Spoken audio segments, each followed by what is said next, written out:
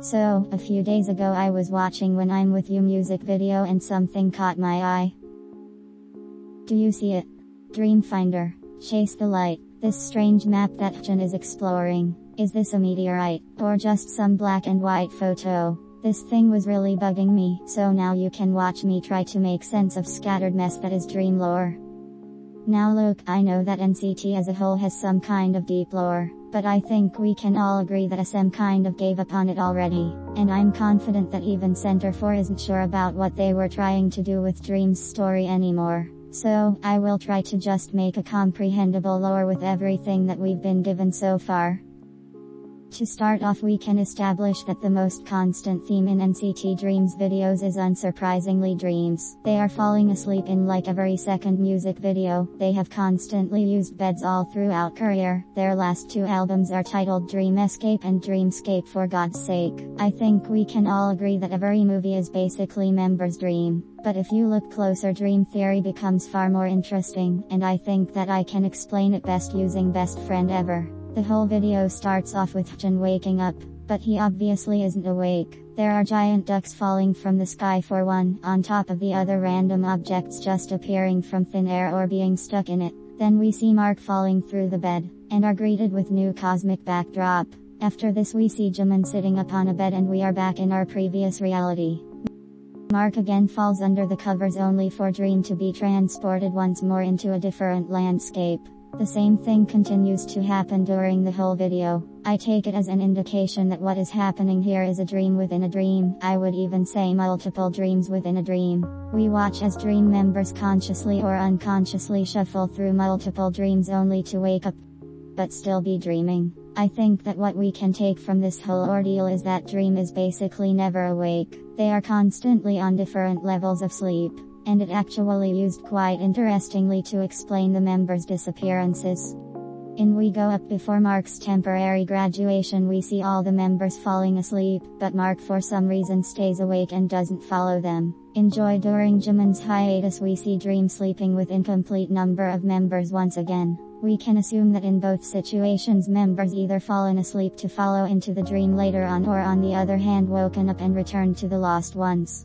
The next part was quite surprising for me, probably because when I first watched Moonlight and Rains in Heaven videos I didn't pay much attention. But have you ever noticed the connection between Smoothie, Dreamscape, Moonlight and Rains in Heaven? When you look at landscapes of Dream's Japanese and English releases, they look quite similar. Just Rains in Heaven being the abandoned version of Moonlight. During the Japanese one we see Dream watching on as the meteorites are falling on Earth, basically indicating the end. During Rains in Heaven we see the same thing repeated in a few seconds, which then quickly transitions to Dream standing in a black void with light orbs flying around. I take that as an indication that the apocalypse for some reason didn't wake them up, maybe because they basically died in that dream, and instead plopped them into nothingness, with only thing existing in this nothingness being the light. That obviously interested members, and we see them all throughout Rains in Heaven searching for items made of light.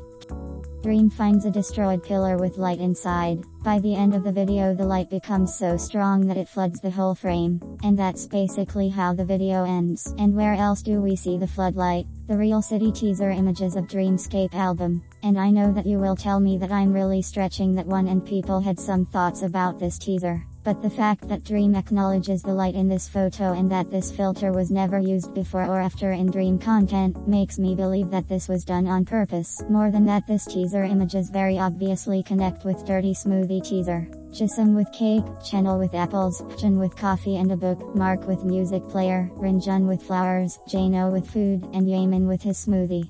They are very obviously not in the city anymore, and uncharacteristically they don't interact with their surroundings. The only thing holding their attention being the thing they brought with them. They somehow transitioned between dreams without falling asleep or waking up. That obviously intrigued them. They always knew that they weren't awake, but now if they can understand how the light works, they can control their exploration of Dreamscape. And that's precisely what we see in When I'm With You. We see Chanlo searching for light source on the map.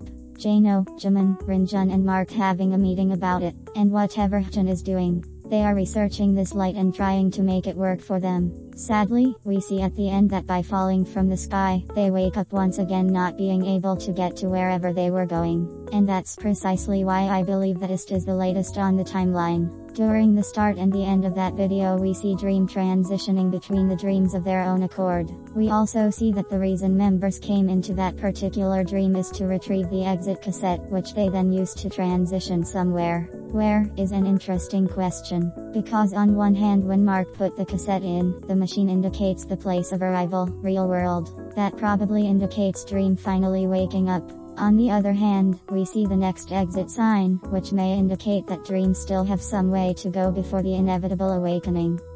Now that I more or less described my seeing of dream lore, I think we can talk about the much more vague things, like members' roles in the story. And I think that the only member that is consistently shown to have some sort of impact on the bigger narrative is Jisung. I can talk about 4 particular examples. First, in the end of Joy music video we see Jisung looking straight at the camera, while everyone else is asleep. As we already have acknowledged, these kinds of scenes indicate the separation of member from the group. But Jisung didn't separate from the group, not during that period, not ever. So, what is this about? Second, during Boom music video we see Jisung alone in the room with the cake. He makes a wish, then blows out the candles and other members appear near him from thin air.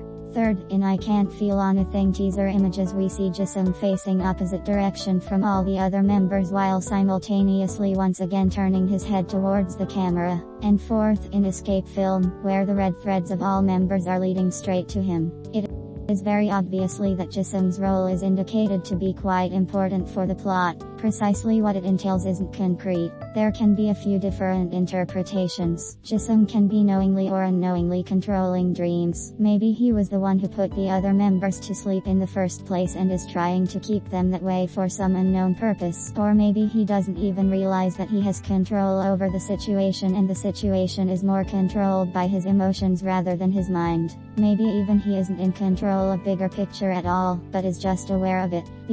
The only other member that was at some points hinted to have some sort of a bigger role is Hchan, with him being replaced by a doppelganger in 7 Dream production, being the one offered the exit cassette at the middle of his music video, being shown to have manipulation powers multiple times. It is once again not clear whether this indicates Hchan being a traitor or maybe being manipulated by some outside force.